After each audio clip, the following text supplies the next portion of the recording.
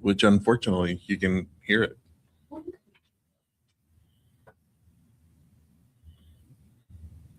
Ooh, look at that viewer number.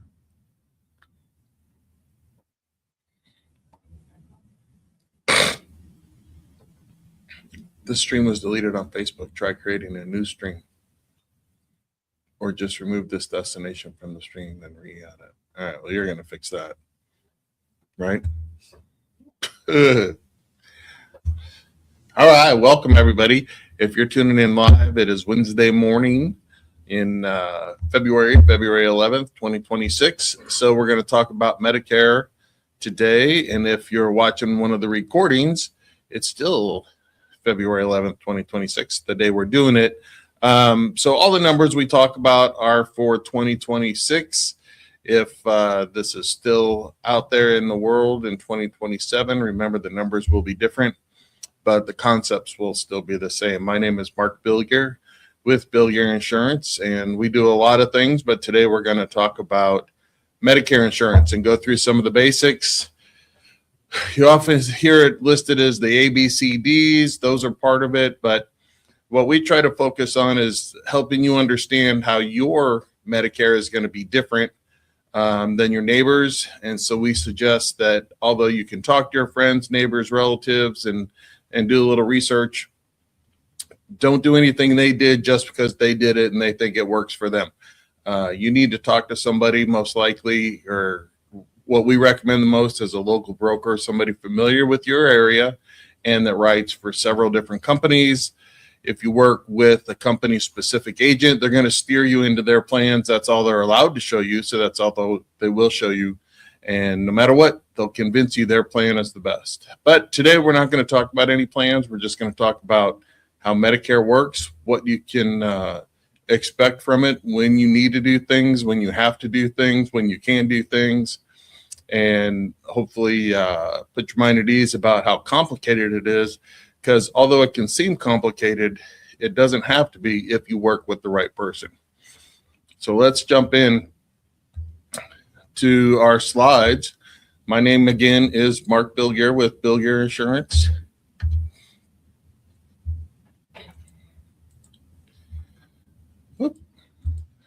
And so the first thing we want to talk about is when you're eligible. You realize or notice that I underlined eligible. That's going to be a big deal. Because when am I eligible and when do I enroll are not always the same thing. But you're eligible the month you turn 65.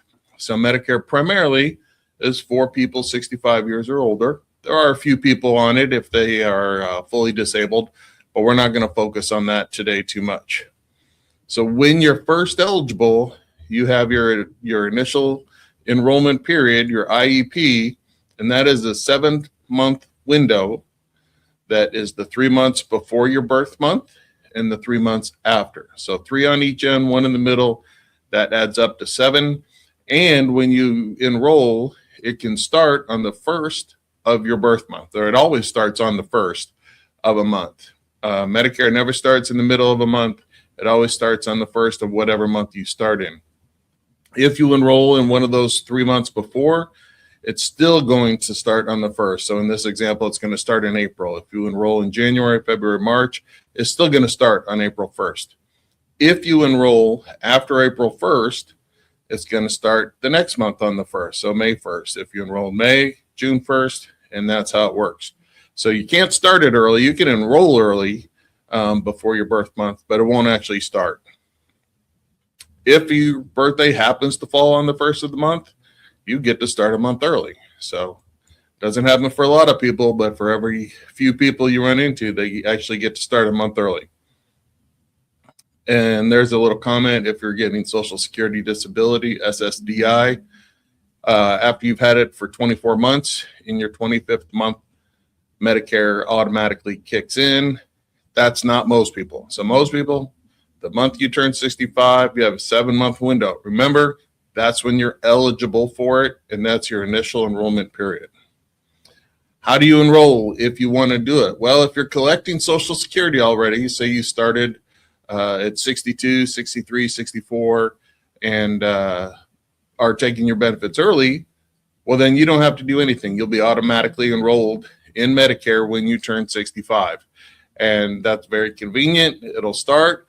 And for your convenience, they'll start taking your Medicare Part B premium. Yes, there is a premium for Medicare. It is not free. We're going to talk about that. But Social Security will conveniently take that out for you before you even see your check. So if you're getting your Social Security retirement benefits and your benefit is currently $2,000, once you go on Medicare, it's going to be about $1,800. And that's just the way it is. And that's how it's going to work. If you're not collecting Social Security and you want to start your Medicare, say you're still working, but you want to drop employer benefits and go on Social Security, you just go on to ssa.gov and sign up for Medicare. That ssa.gov, that's very important. If you have not already created your ssa.gov account, that's the one takeaway that you should get from this whole discussion. Go create your Social Security account. It helps you when you want to apply for Social Security and when you want to apply for Medicare. And anytime you're not prepared and you start doing things in a rush, that's when things get hosed up. And either your Social Security or your Medicare may not come out the way you want it to be, or you'll be fighting and they'll need all kinds of documentation and you'll have to make appointments and it's a nightmare. If you do it early and just have it ready to go, chances are things will go smooth. They're pretty good, but they're not perfect. So here's the most often question I get. The question I get most often when I'm eligible, do I have to enroll in Medicare? And the answer is no. You have to have creditable insurance, creditable coverage once you're 65. And so what people are really asking me is, can I continue to work and use my employer benefits? Absolutely. Absolutely, you can. However, if once you turn 65, you're not working or you don't have employment benefits, you don't have benefits through a spouse, then you do have to enroll. If you don't have creditable insurance, so remember, there's a difference between having Medicare and creditable insurance. If you don't have insurance, then you are subject to a Part B penalty, which is 10% of the Part B premium for every year you delay it. The Part B premium goes up every year, and that penalty lasts for your entire life. It never goes away. And as Medicare increases, so does that penalty. That 10% comes off a bigger number. So the penalty increases and lasts forever. So you really don't want to do that. And you're subject to a Part D penalty, which is your drug prescriptions. So if you don't have your Part D coverage, that's going to be 1% for every month you don't have it. Once you're eligible, you have 63 days to enroll in Part D. For every month you don't enroll, they're going to charge you 1% of the average Part D cost. And that penalty lasts forever. So penalties are really avoidable. It's easy to avoid them. You just have to understand creditable insurance. You have to have some sort of insurance once you're 65, either through your employer, your union, your retirement plan, your spouse's plan, your spouse's employer, through Medicare, or that's about it. If you don't have one of those, then you're going to be subject to Part B and Part D penalties. They're easy to avoid. Don't get them. They last forever, and they'll eat away at all your retirement. We don't like it. So what if I want to continue working? What do I want to do? Well, you can continue your employer benefits if your employer has 20 or more employees. Why does that matter? Because insurance policies that cover 20 or more employees are considered creditable. Remember that word, creditable insurance, which means it's as good as or better than Medicare. And if they have less than 20, they don't consider it that way. All right. You'll hear people say a lot of enrollees enroll in Part A because it's free and it's a little extra hospital insurance, so you might as well just do it anyway. All right. So for most people, it is premium free. It's not free because you pay for it every month. When you see that FICA deduction coming out of your paycheck every 2 weeks or every month or how often you get paid, part of that is going to pay for Medicare Part A. So once you've worked 10 years, 40 quarters, now you have premium free, but it's not free. You just paid for it ahead of time. But that next bullet really has a lot to do. If you're with your retirement, your contributions to an HSA are dependent upon having a high deductible health plan. So if your employer plan is a high deductible plan and you're contributing to an HSA, or your employer is contributing on your behalf, that's great. That's money you're going to use for future medical expenses or current medical expenses. But you get to put that in tax-free and use it tax-free for medical expenses. If, however, you start Part A, that is no longer a high deductible plan. You can no longer contribute to your HSA. So out there in the ether, you hear a bunch of people say, well, just get Part A anyway because it's free. That's not the recommendation that we normally give. First, we ask, are you contributing to a health savings account? And if you are, then let's talk about it. It may not be enough benefit to have that Part A if you still want to contribute. If you're done contributing or you don't contribute at all, then maybe it is. But just because you hear it out in the wild, as they say, doesn't mean it's a good thing. Once you leave the employer benefit plan, so you can work till you're 70, 68, 63, or I should say 63, 67, whatever it is, and you leave your employer benefit, now you're going to have a new enrollment period, right? It's not your initial one because that was back when you were 65. Now you're a little bit older, and you need to enroll in Parts B and Part D. Part D, you have 63 days from when you leave the employer benefits to get into Part D. Part B, you have 8 months. And then that's when the penalties can start. They're going to start tracking them. You're not going to get a penalty the next day, but that's when the countdown starts. That 8 months, a lot of people may be on COBRA, but they may have COBRA offered for 12 months. COBRA does not count as creditable insurance. So people will think, oh, I'll just be on it. Or maybe your plan lets you stay on it longer. Yeah, it's a higher premium, but I like, our benefits, or I just don't want to go through the hassle. Well, after those 8 months, COBRA does not count as creditable insurance, and the countdown for penalties starts then. So talk to a broker who understands these rules and make sure you avoid those penalties.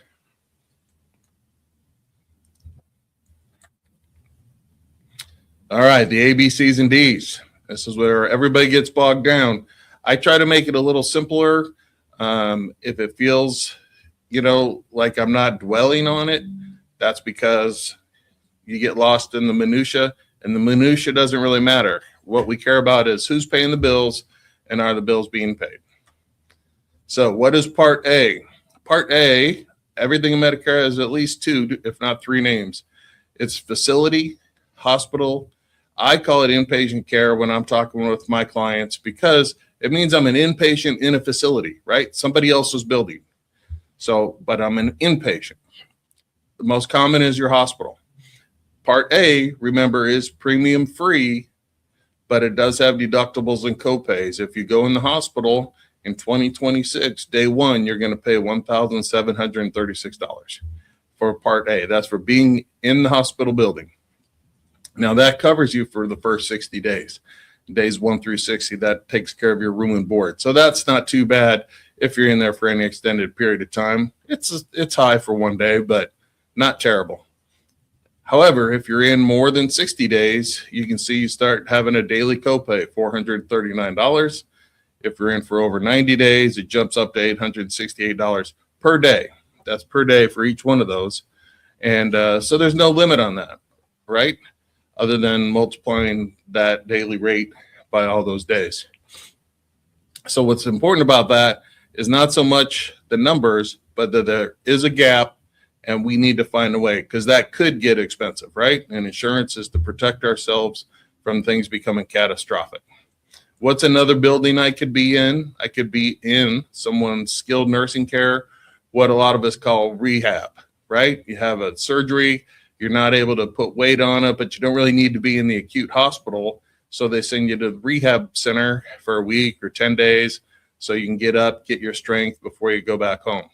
Medicare Part A does a pretty good job on that. They actually pay the first 20 days for you. So you can see days 1 through 20, $0 copay. However, after that, it jumps up pretty quick, $217 a day, up to 100 days. After that, you're 100%. You pay the full cost of being in that rehab center.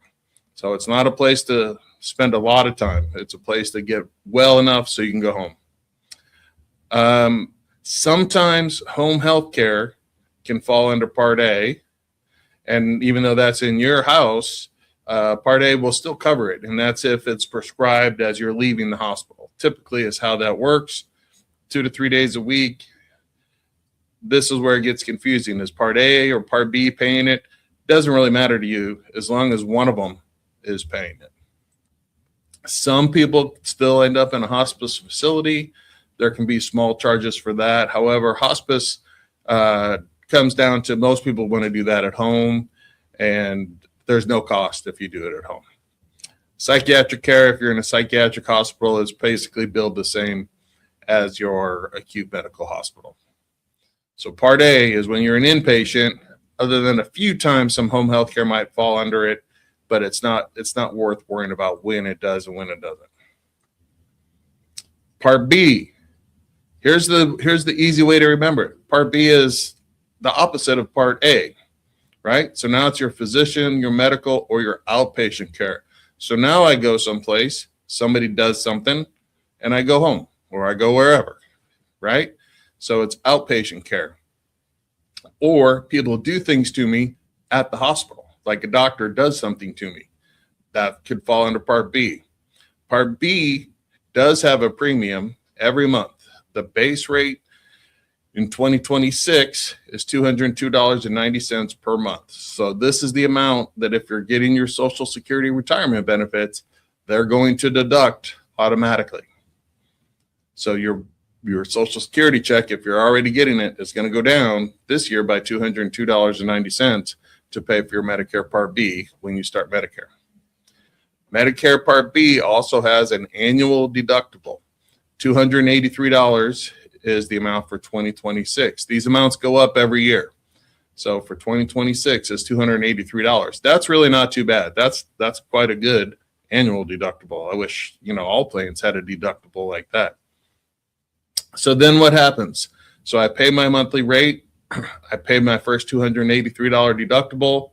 Now Medicare becomes an 80-20 plan where Medicare pays 80% and leaves you 20% coinsurance, and there's no limit on that 20% coinsurance. So that's another gap that we need to try to help people fill down the road, because with no limit on that could get expensive pretty quick. That's where some of your catastrophic costs could come into play. So what's physician, medical, outpatient care include? Things like going to the doctor, going to a specialist, MRIs, CT scans. If you get outpatient surgery, go to the emergency room, have to call an ambulance, and then some limited outpatient drugs. So a few drugs will fall under Part B, and those are drugs where you have to go and someone else has to give it to you. That's typically how you can decide whether it's a Part B or Part D. If you can just give it to yourself, what we call self-administered, that's probably going to fall in Part D, and we're going to talk about that in a minute. If you have to go someplace and a nurse or a doctor or a technician has to give it to you in some way, that's typically going to be a Part B drug and fall under this plan, this 80-20.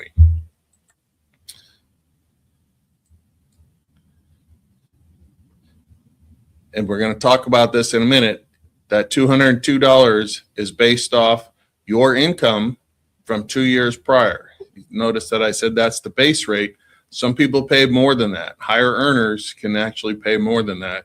And towards the end, we'll come back and touch on that again if Paris reminds me. Or we'll just do it now because I already have it in there.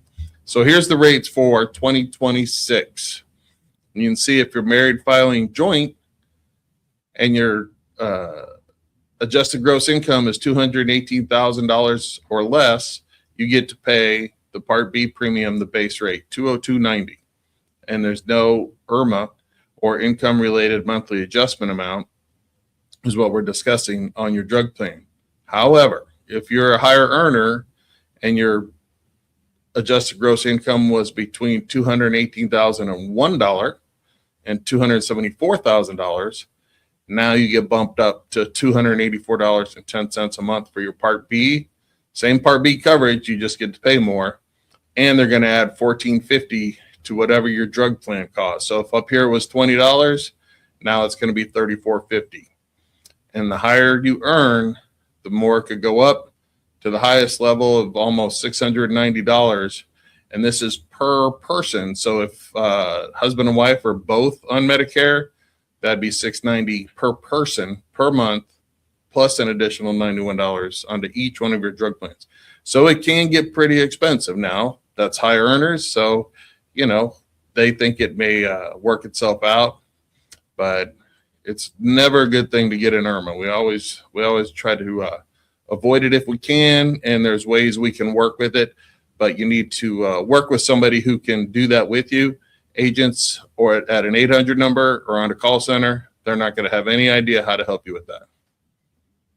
All right, so for Part B, remember you have to have creditable coverage, as good as or better than Part B. COBRA is not considered creditable coverage. Remember, COBRA can last those 8 months, but after that, it's not going to count. You have 63 days to get into your Part D plan because we want to avoid those penalties. If you use the VA, their health coverage is not considered creditable. So you can't just say, well, I went to the VA for the first 5 years. I didn't want to pay that Medicare premium, but now I do. You'll get penalized for those first 5 years that you didn't have it. They do not count the VA as creditable health insurance. All right, so what is Part D? Part D is prescription drug plan. So if you're covered through your employer or your spouse's employer, just like Part B, you do not have to enroll in Part D. If you're covered for prescriptions through TRICARE or VA, you do not need to enroll in Part D. This part can get confusing for people. Remember, the VA health is not creditable. The VA drug does count, and you do not need to get a standalone drug plan if you can use the VA for your drugs. So there it is. It's credible for drugs, not for healthcare. In 2026, the average price for a standalone drug plan is about $3,450. This average is pretty worthless because the plans are really either very inexpensive or very expensive. There's not that many right in the middle, just one or two, depending on where you live. Most of them are either very expensive or very inexpensive. So the average comes out in the middle, but it's not a great representation of what you're likely to pay. So how do we price drugs and what makes them cost so much or so little? Well, they're all listed in a tier and they're not all treated the same. They come into 5 different tiers most often. The first tier is always preferred generic drugs. These are the least expensive. These are the ones that a lot of us take every morning or every couple times a day. Statins, thyroid, blood pressure, things like that. Metformin, a lot of pre-diabetics are on metformin. Those things are tier 1 preferred generic drugs. They tend to be very inexpensive, if not zero, depending on your plan. Next is tier 2. This is going to be somewhat obvious. They're generics, but they're just not the preferred generics. So they're going to cost a little bit more, usually somewhere $5 to $10 in a plan. It's all specific to the plan, so I can't tell you exactly what they're going to cost.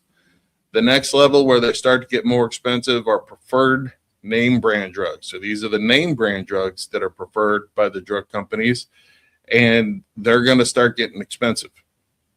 If you see a drug advertised on TV, it's either a tier 3 or above. And then you have non-preferred branded drugs. Those are tier 4s. Those are going to cost even more. And then your specialty drugs, tier 5. And those are very, very expensive. And you will know if you're on a tier 5 drug because it's going to be something you really notice. You're going to notice 3, 4s, and 5s. 1s and 2s, most of us are used to. 3, 4s, and 5s, they can really add up on you kind of quick. If you see it on TV, it's at least a 3, could be a 4, could be a 5.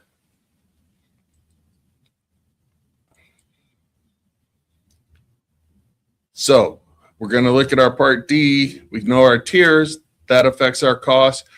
But drug companies want to keep their costs down too. So how can they do that other than recommending different tiers? Well, they use what's called step therapy.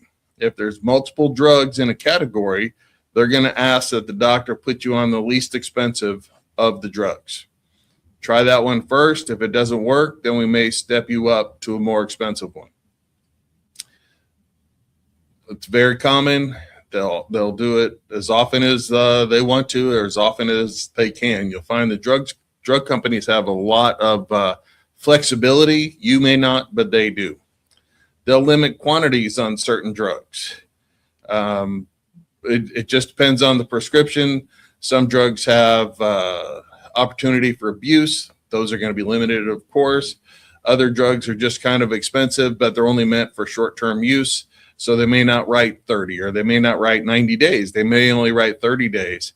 And you think, well, what's the difference? Well, to them, they think maybe 30 and you're going to be done. You're not going to need 90, and they don't want to spend the money if 30 is going to do it.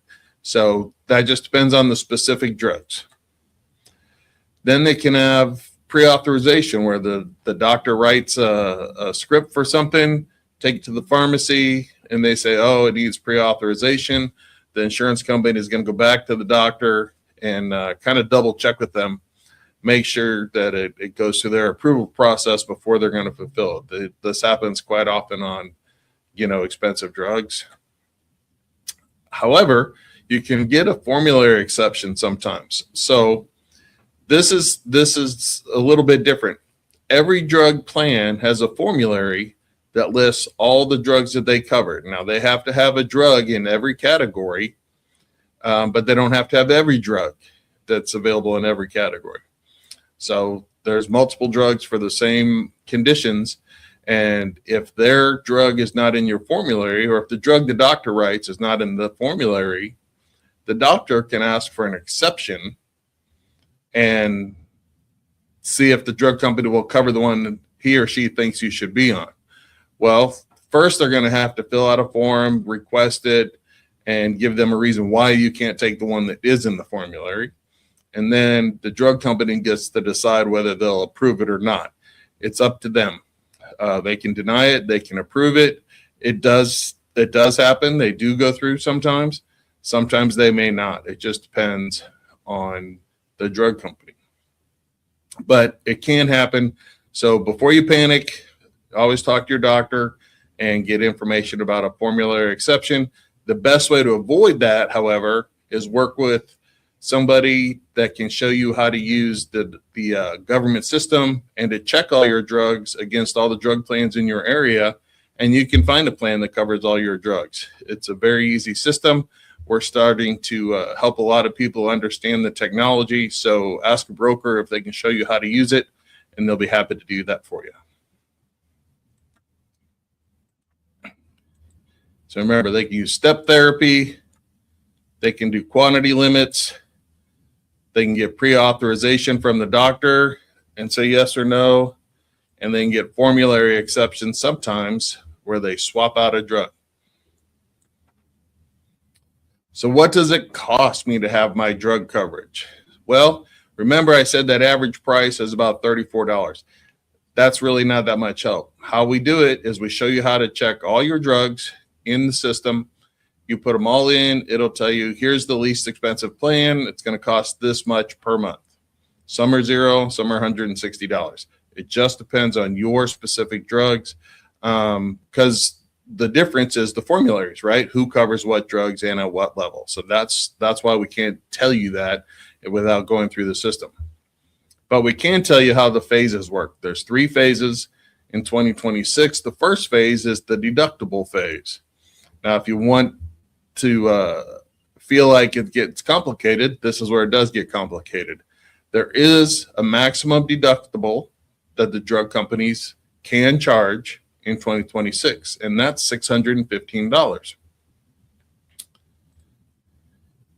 So of that $615, if the drug company wants to, they can charge less than that, and many of them do. Or they can charge no deductible, and many of them do for the cheaper drugs. The tier 1 and the tier 2 drugs, a lot of them waive the deductible. So if you just take lisinopril, and that's the only drug you take, you may be able to go in the pharmacy and get it for $0 in January. If you take Eliquis, you go and you're going to start paying that $615 deductible first. You're going to pay the retail price till you hit that $615, and then you're going to start having a copay, whatever your plan is after that, $45 or 25% or whatever it is. But because that's a tier 3, right? Tier 3s and above, you're going to have some deductible. Tiers 1s and 2s, you probably won't. I don't know every plan all over the nation, but in Dallas-Fort Worth, they tend to be 0 on 1s and 2s, and then the deductible at some level kicks in on 3, 4s, and 5s. Once you hit your deductible, then you're just at copays or coinsurance, depending on your plan. If you're not familiar with the difference, a copay is a set amount of money. So your copay is $10 or $15, or coinsurance is a percentage. Your coinsurance is 15% of the retail price or 25% of the retail price. So it could be different based on the drug. So a copay is a set amount of money. Coinsurance is a percentage. And so the actual dollar amount could be different. But you pay that copay until your out-of-pocket reaches $2,100. If that happens any time during the calendar year, then all your copays go away, and you've hit the catastrophic phase, and you don't pay any more copays for the rest of the calendar year, and it resets January 1st the next year. That goes up every year. Last year was $2,000. This year it's $2,100. It'll reset next January. Can't tell you what it will be, but it shouldn't be dramatically different, but it will most likely be higher. That $2,100 does not affect most people. Most people do not cap out at that. That's protection for the people on very expensive Part D drugs. It really helps those people, but most people don't hit it. So I'm not down on it totally, because I know it helps a lot of people, but it also causes a few other prices to go up. So it's one of those give and take things. But if you ever hit 2,100, then you're done for the rest of the year. You see our little note at the bottom. Brokers are not able to run your drugs anymore starting in 2026. But a lot of brokers and a lot of businesses like us, we're showing people how to use the tools that are available so that you can do them on your own. So we saw the gaps. Remember the Part A deductible, Part A copays, Part B copay, coinsurance, the 20%. Those things can become catastrophic. So there's two ways to cover those costs. One is either a Medicare supplement or a Medigap. You're going to hear people say both of these things. They are the exact same thing. Medigap and a Medicare supplement are the same thing. It's another policy that's offered by a private insurance company, and it has its own monthly premium. That amount, of course, depends on your age, your gender, where you live, those kinds of things. All right. It's accepted by all doctors that accept Medicare. So when you hear about networks and does my doctor take it or does my doctor not take it, it doesn't matter. On Medicare supplements and Medigaps, if they accept Medicare, they accept a Medicare supplement. What will it pay for me? It'll pay all the Part A charges, the deductible and the copays. Well, that's pretty good. It'll pay that 20% that Medicare Part B doesn't pay. So you still pay your $283 deductible, $283, which is very reasonable. And then when you have the 20% coinsurance, it's going to pay all that for you. There's two main plans in the market. There's more than two, but the two that most people are going to choose are either Plan G or Plan N. Plan G may cost a little bit more than a Plan N. Plan G has no copays with it. Plan N could have copays when you go to the doctor or go to the emergency room. They're very reasonable. Just you need to work with a broker, have them show you both prices. Is it worth it? It just depends on your personal situation. That's where we go back to whatever your friend, neighbor, or relative did might be great for them. It may not be the best for you. So work with a broker that can walk you through all the different options. However, you see that a Medicare supplement does not cover your drug plan or does not cover your drugs. So you have to get another plan, a standalone drug plan that we talked about. They come from private insurance companies. They help cover the cost of Part D medications, which are self-administered. And the difference, again, if it's self-administered, it's going to be your Part D. If you have to go someplace, chemotherapy is a great example. If you have to go to an infusion center, that's going to be Part B, and that's going to be covered by your supplement. The other way people fill those gaps is with a Medicare Advantage plan. And just because it can be confusing, that is also called Part C. This is the part that I think confuses a lot of people. They think Part C is part of the government, like Part A and Part B. It is not. It's a private insurance plan offered by private insurance companies. Part C and Medicare Advantage are the exact same thing. Private insurance, Part C is not required. It will have co-pays and co-insurance built into it. It'll be in a network, either an HMO or a PPO. Most of them include your Part D. There's a few that don't, but they're for people who are using the VA primarily, because you need to have Part D coverage, and really the only people that don't have to have it are people that can use the VA. They have what we call a maximum out-of-pocket amount for the year. I feel this is one of the most valuable parts of an Advantage plan. This protects you from anything catastrophic. Here in the Dallas-Fort Worth area, the average is right around $4,000, give or take. That means if all of your co-pays and co-insurance ever add up to $4,000, we'll just use that general number, in the calendar year, just like that catastrophic phase in the drug plan, now all your co-pays and co-insurance go away for the rest of the year. That is tremendously valuable. That's what protects you from a catastrophic medical bills. All right.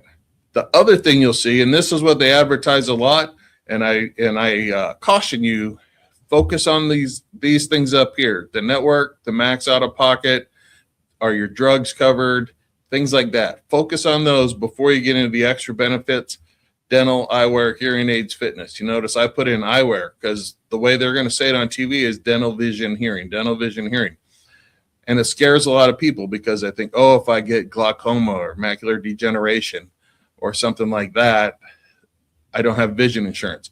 That's not true. That's medical insurance. A supplement covers that. And an Advantage plan covers it too, but it's under medical. These extra benefits are glasses and contacts, not disease in your eyes. So just be aware of that. And then some of them throw in a fitness, not all of them. Some of them throw in what they call over-the-counter benefits, which is money each quarter that you could get vitamins or Band-Aids or hand lotion, different things. They all have a different catalog. They all have different prices. They all offer a different amount. So again, work with a broker. They can explain all the Advantage plans in your area, and they can explain how Medicare supplement works, the cost between two, which is better for you. That is the main idea. What's going to be best for you as an individual? Just to review, your Part C combines your Part A, Part B, and Part D into one plan, eliminating some of the out-of-pocket. Well, what does it eliminate? It eliminates paying premiums. Most Advantage plans, many Advantage plans in bigger areas are zero premium. We don't want to say they're free because they have co-insurance and co-pays, but they're zero premium. Other parts that aren't as big, as not as big a metroplex, they could have premiums on their Advantage plans too, but they're still usually pretty reasonable. All Advantage plans are going to have set co-pays or co-insurance listed for the services. So if you go to a specialist, it'll tell you how much it is. If you have an MRI, your plan will tell you how much it is. If you need an ambulance, there's a fixed cost to that. If you go to the emergency room, there's a fixed cost for that. Your plan says what it is, and so that's what it will be. So every plan is different. You gotta work with somebody who will walk you through the different plans and show you what's going to be best in your area. They're all going to have a network. Not all doctors take all plans. That's very common that, a doctor doesn't take one plan or another plan.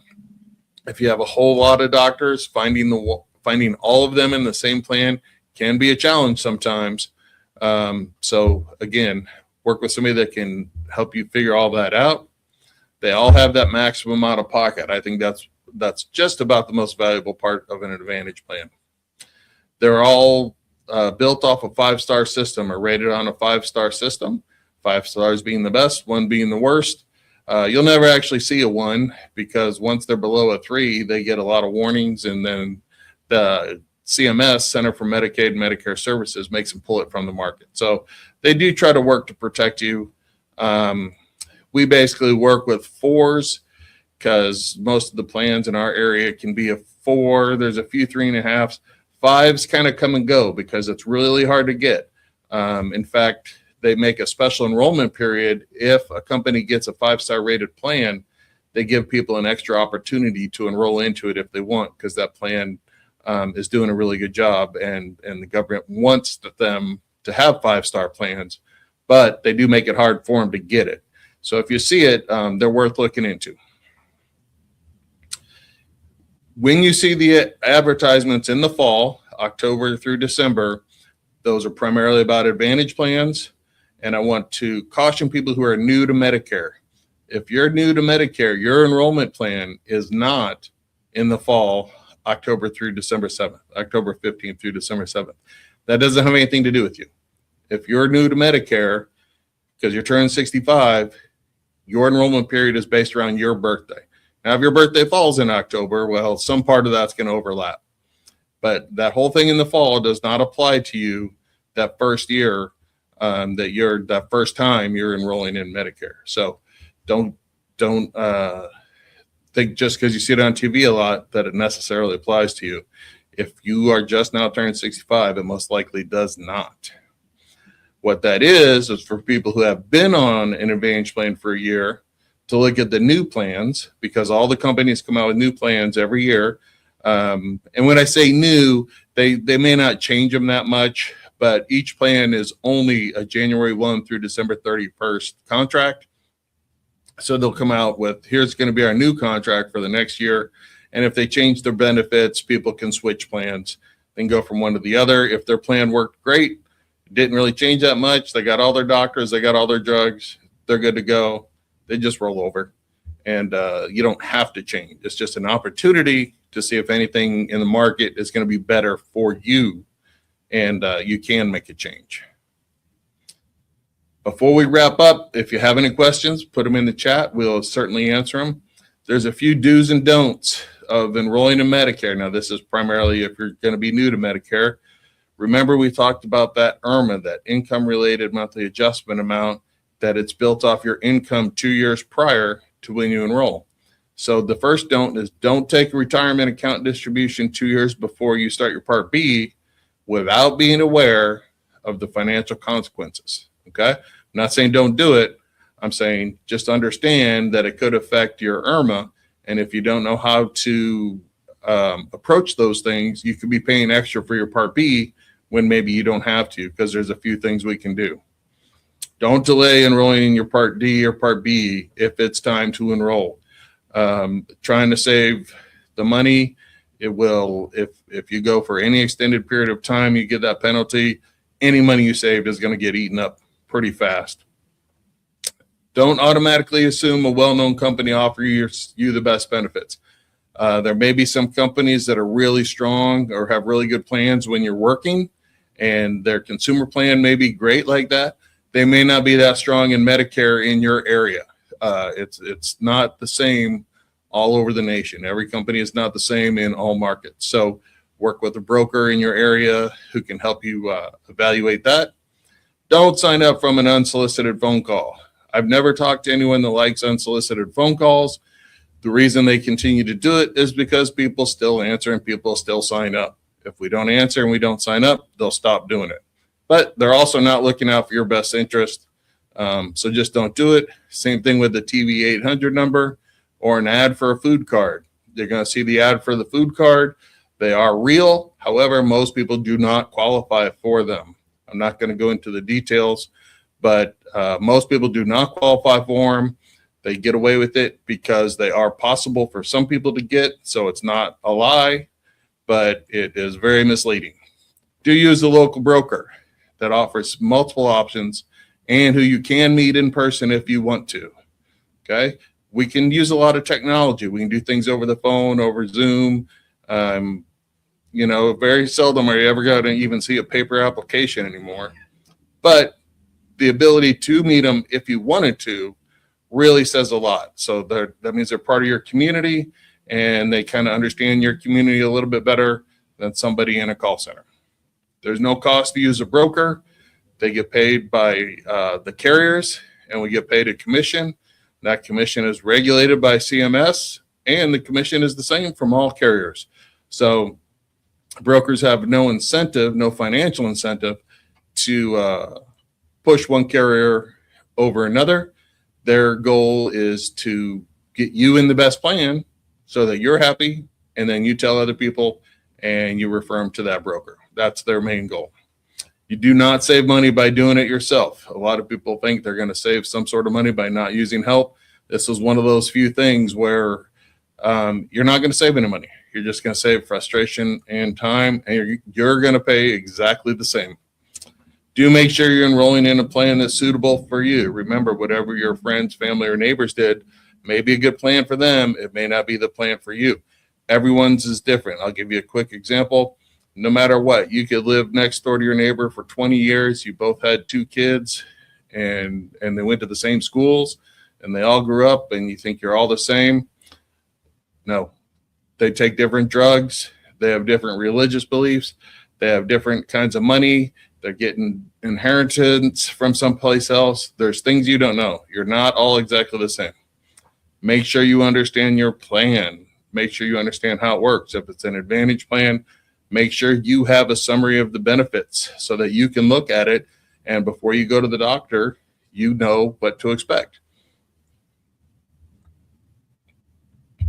And know what Medicare does cover and doesn't cover. Medicare in general does not cover dental. So if you have a Medicare supplement, you do not have dental insurance. If you have a Medicare Advantage plan, you might have some dental allowance. It is not provided by Medicare. It's provided by the insurance company. So most likely there's going to be a network, and there's going to be a list of doctors that you have to stay with. Some do, some don't. You got to understand your plan. All right. That is the basics of Medicare. We discussed the A, B, C's, and D's. When you can enroll, when you're eligible, when you have to enroll, that's when you no longer have creditable insurance, right? Then you need to enroll. Who you should work with, local broker, in our opinion, somebody that you can meet, although you can work over the phone or over Zoom, but just knowing somebody in your community is there that you can get a hold of is way better than an 800 number and way better than an unsolicited phone call. Please don't use those. They are bad news all around. If you have any other questions, reach out to us. There's our phone number. You can also just email us, info@billyourinsurance.com. It's pretty easy. Ask us any questions. We're happy to help. And if there's no other questions, we will log off for today. I appreciate you watching. Look out for us. We also do long-term care webinars, Social Security webinars, and lots of other things. Whenever we get questions from people and we decide that it's enough that we can get online and answer some questions, we'll do it. So thank you and have a wonderful day.